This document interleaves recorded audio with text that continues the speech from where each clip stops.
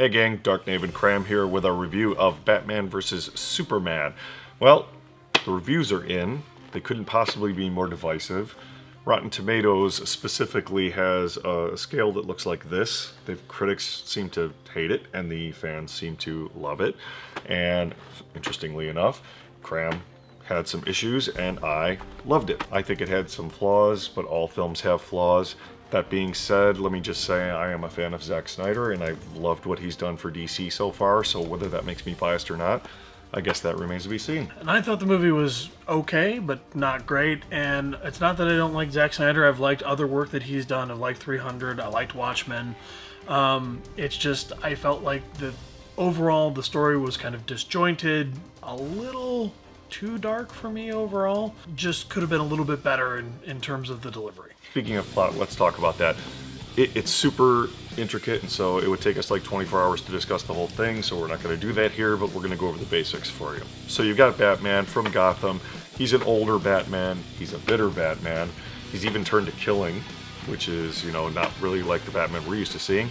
And he's afraid of Superman because he was present for the fight in Man of Steel. And he can see what Superman might potentially do and doesn't know how to keep him in check. And on the Superman side of things, Superman takes a look at what Batman is doing as far as his vigilante justice, and it doesn't resonate with him at his core because he is essentially raised as a Kansas boy. And so therefore, he's got a certain upbringing, and what Batman's doing, branding these villains so that when they go into jail, they're going to basically get killed in jail, it just doesn't work for him. Well, and then you add to the mix Lex Luthor, who comes in, and he's stirring the pot and getting them to actually egg on into a fight with one another physically, which is ultimately what happens. So the first thing that we're going to talk about is characters, and the big one that everyone was focused on was Ben Affleck playing as Batman, so let's dive right into that. What did you think? Honestly, I thought he was great. I know there's some Affleck haters out there, but I gotta tell you guys, I even liked him better than, Christian Bale's Batman, which I was never really a fan of. I like the fact that he's ripped right from the comics. There's some Arkham video game action in there. He's bulked up for the role. He's in great shape. I liked him as Bruce Wayne a great deal, and I love the fact that they use the electronic aspect of his suit to disguise his voice. I even like that Jeremy Irons is the one that brought that in because they walk into the workshop and he's testing the modulator. I thought he was great. What did you think? Yeah, I thought he was really good as well. I think that it threw people for a loop a little bit. In terms of understanding that this is a much older Batman. It'll also be interesting for any of the subsequent films as well, starting with an older Batman, but potentially everyone else in the Justice League being a little bit younger. But now you've got him as a more experienced Batman, someone who actually can use those detective skills. And that was something else that they really honed in on more with this, was going back to more, hey, he is a detective, and that is one of his prime strengths. And that's really one of the driving motivators for him wanting to understand how to take out Superman. Right, and speaking of Superman, Henry Cavill's back from his Man of Steel and hasn't skipped a beat, playing the character exactly the same way, this time a little more brooding and introspective because the world is doubting him a little and Batman's not helping some of that, but he's paying for the crimes of the Man of Steel fight, which was so catastrophic, and I think he's great. I think he's a really good Superman. I think he's probably my favorite one so far. Yeah, I think he did a pretty good job with the moody, brooding, the way that they wanted the character to come across. I get it from the storyline perspective to some degree. It would have been nice to still have some moments of lightheartedness beyond just the bathtub scene and things like that. Because after that, I don't see a lot of smiling from him. I get what you're saying for sure. Here's where my real problem is. Most of the lightheartedness comes from Jesse Eisenberg's Lex Luthor, which I think was a huge, huge mistake. He's very goofy and very slapsticky, borderline psychotic. I'm getting that madness from Eisenberg that I just did not click with at all. Yeah, if he was supposed to be the levity, if he was supposed to be the lightheartedness, it did not come through for me either. I didn't like him in the character. I didn't think he did it well. And it didn't resonate with me as the Lex character. It was really just more creepy. Now, their only out is he's referred to as Alexander Luthor a lot throughout the movie, and for those of you who aren't comic book nerds, Alexander Luthor is actually a Luthor of a different universe. And if that ties into, where I think they're going with this, where he may be one of the disciples of Darkseid, who, plays kind of a behind the scenes role in this film. That's fine, but it was real subtle if that's what they were going with. And again, he's just too nutty for the role. If there's anything in the film I didn't like, it's definitely that aspect. So let's take a look at our last characters that we have in there, who are really supporting role characters. We have Amy Adams coming back to reprise her role as Lois Lane. I thought she was fine for what she had to do, and then the part that she was given. I thought she delivered the character okay. I know, we've talked a little bit. She doesn't resonate nearly as much for you. I'm having a hard time wrapping my head around Amy Adams as Lois Lane. Margot Kidder nailed it, like that fierce, strong woman. She just seems too all-American cutie pie for me to be Lois Lane. I'm not getting it. Yeah, we also have Gal Gadot, who's playing Diana Prince / Wonder Woman. She was fantastic, and I will say that I think that she was really underutilized for this movie. I know that the title's Batman versus Superman, but she really should have had a stronger part and a stronger role in this movie and played a more significant role in the plot line. She was badass, though. It's nice to finally see the right things being done with Wonder Woman, because we've discussed this in the past. We haven't seen the character being used right on film since the 70s, probably, Linda Carter. So it's great. I thought she was fantastic. I loved her intensity. I can't wait to see her in her own solo film as well as the Justice League movie. So the next thing we want to talk about is a little bit around the plot. We want to take a look at some of the things that we thought worked well, or some of the things that we thought probably could have been reworked a little bit, maybe a little bit differently. So what did you think? Well, I thought the plot was great. I know it jumped all over the place, and that's pretty typical of a Snyder film. I know they had to put, yet again, Batman's origin in the film, but at least they made it pretty tiny for the best that they could muster. They didn't have to do Superman's because we got Man of Steel, so that's fine. I liked a lot of it. I will say that there's one thing that really got on my nerves, and you're going to agree with me because we've talked about this in our TV roundups. DC, guys, seriously, up your security in your bases. There's no code on the door to get in. Bruce walks straight in, plugs in a piece of hardware. He actually gets caught by Mercy, who tells him to you get on out of there. And then she just leaves him there. Yeah, it was really confusing to me why she didn't escort him out, why, why there was a cable even there that he could have just hooked into, because he didn't actually go into the room with the servers. He was in the exterior room. How was he able to get in there? How were there not cameras in there? How did Lex not then come after him afterwards after he knows that he stole all the information? What? Kram, please tell me we have a code on our door.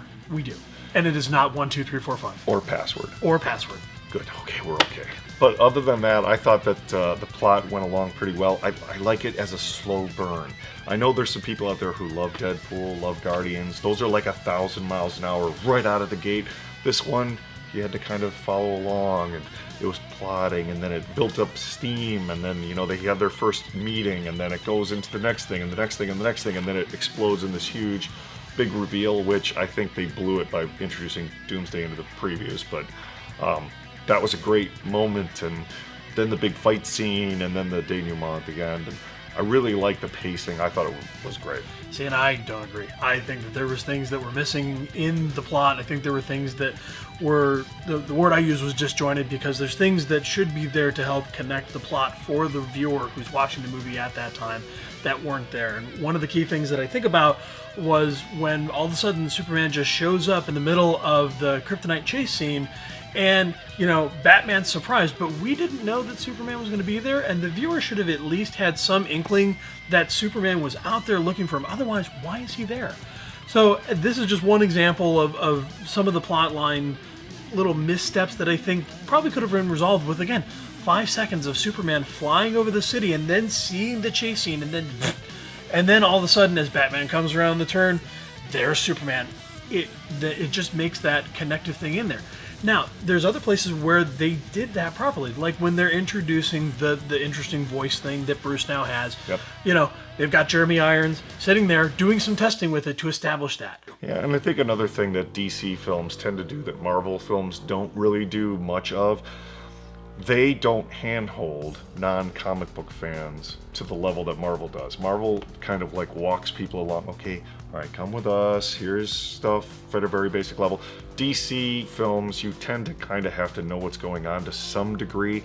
I know, especially in the nightmare scenes, where Bruce is having what looks to be dreams and probably isn't. It's probably messages coming from the future or an alternate universe.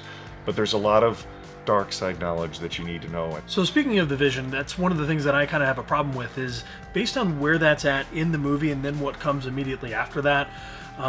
We've got Batman having this vision that seems to be a dream of Superman being in a police state and everything like that. And then as soon as he wakes up, that's where he has the conversation with Alfred that if there's a 1% chance that this guy is our enemy, then we have to take that as an absolute certainty. Why is this the thing that pushes him over the edge as a detective? A dream sequence like a dream that he had where all of a sudden it's like, oh, because I can dream it, then it must be real? Yeah, so Snyder's gone on record since then saying that, the Flash scene where he comes to Bruce and explains, that Bruce is right all along, and then he realizes he's probably giving him the message too soon in the timeline, I'm assuming, was added at the end of filming, so it was like a DC decision, not a Zack Snyder decision, and it's really just to help the Justice League vehicle along, but I get where you're coming from. Personally, I love that moment, that scene. I don't really have as big an issue with it, but I can see what the gripe is. It is setting up things in the future, but I have the same problem as I did with the stuff with Age of Ultron, when you have Thor having the vision and things like, it's not necessary. Yeah, no, I get it. It's nice to have the little teases for the Justice League and showing all the little symbols and the video of them and everything like that. But again, it basically almost makes this like a giant trailer for Justice League, which to some degree it is. It really is. It really is, because they're playing catch up. I will say this. I know Clark and I know Bruce in many universes, and I'm not a young guy. And I can't believe it's taken me this long to figure out that both of their mothers are named Martha. That's one of the other things that I had a problem with. It was in that fight scene. Just the whole premise of it is that it's a giant misunderstanding, and it could have started off with, "Hey, Bruce, I need your help." If we would have started off with that, but again, it wouldn't have made for much of a movie. Yeah, it would have been 5 minutes long. Yeah, Done. The fact that Batman doesn't finish him off, as he's sitting over him with the kryptonite spear, just because he says the name Martha. Like, really? Like, he was so hell-bent on killing this guy and so sure that this guy was a threat all the way up until that point. Why is that? It's such an obscure thing, the thing that makes him stop. But if I had $1 for every time a superhero fight broke out over some stupid misunderstanding that got rectified within 30 seconds, we would have a much nicer base. Trust me. That's fair. So any other surprises, standouts, disappointments for you? I was really looking forward to seeing how they were going to shoehorn the Justice League into this thing, and I thought it was very effective how they did it. By introducing files on Lex's computer system that had video surveillance of each team. I thought that was very slick. It was a nice, compact way to do it without, completely introducing them into the film physically. I liked it a lot. So one thing that I have to say is that I have to stand up for hench people everywhere. And the way that Mercy was killed in the courtroom along with everybody else is completely and totally unfair and not cool. You can't just do that to your hench people. You can't. I would never do that to you, Kram. Really? I might do that to you, Kram. Okay, I believe that. I am a supervillain. I know. It's kind of what we do. I know. I also loved a lot of nice Easter eggs and nods of the head to not only Frank Miller's Batman stuff, but the Death of Superman stuff. So the fact that his coffin is black with a silver logo, very cute tie-in to the outfit he was wearing when he comes back. And he's in hibernation mode, so you get to see the little dust on his coffin start to rise at the end, where the Russian is holding the flamethrower to Martha Kent, and he says, "I'll kill her," and then Batman says, "I believe you." That's right out of the books. And by the way, for those of you who are keeping score, the Russian in that scene is actually KG Beast. Not many people know that. Yeah, also we did have Jimmy Olsen was in the film for all of about 2 minutes. He was the CIA operative who was the cameraman who got taken out at the beginning of the movie and the whole sequence with Lois Lane. I never would have guessed that in a bazillion years, and until Kram actually told me, I didn't even notice that in the credits. So kind of bad on DC for not making that a little clearer, and for killing Jimmy Olsen. That's probably not a good idea. I loved it. I thought it was very slick. I understand DC's problem. It's self-inflicted that they have to try to catch up to Marvel, I thought they did the best they could. I really loved a lot of scenes in the film. I really loved a lot of the characterization, except for Lex. Some of it was a little clunky. I get where people could be confused because, again, they don't handhold. They expect some DC fans to know kind of what's going on. But I give it a strong B plus, somewhere in between those two. I'm really looking forward to the Justice League film. I think this is a perfect springboard for that. I was very excited. The people in the theater were cheering, especially when Wonder Woman came out and then at the end of the film. So I thought it was great. I thought it was okay. I didn't think it was great. I didn't connect with the characters. I found myself having a hard time finding the characters relatable or even really caring about the characters. And at one point, at about 2 hours into the movie, I found myself asking, okay, is this almost over? And it's never good when I'm finding myself asking that type of question. Now, the action didn't pick up after the fact, you know, once we get into the final sequences and everything like that. But it's just too much disjointed storytelling, and I'm really looking forward to the ultimate cut, because I think that'll be the thing that will resonate with me and the thing that'll work with me, because I think the character development will be there a little bit more. I think some more of the motivation will be there, and being able to connect with the characters will probably be a little bit better there, and some of that footage that's missing. I agree with Kram, and just like The Watchmen, the extended cut on that was brilliant, so I'm sure that'll be really good, and when it hits, we'll be there to review it. So all in all, if I had to give it a score, I'd probably give it about a 2 out of 5. I'd probably give it like a C rating. I don't know that I'd necessarily recommend for everyone to go run out and see this. I'm pretty sure you would recommend for people to run out and see this.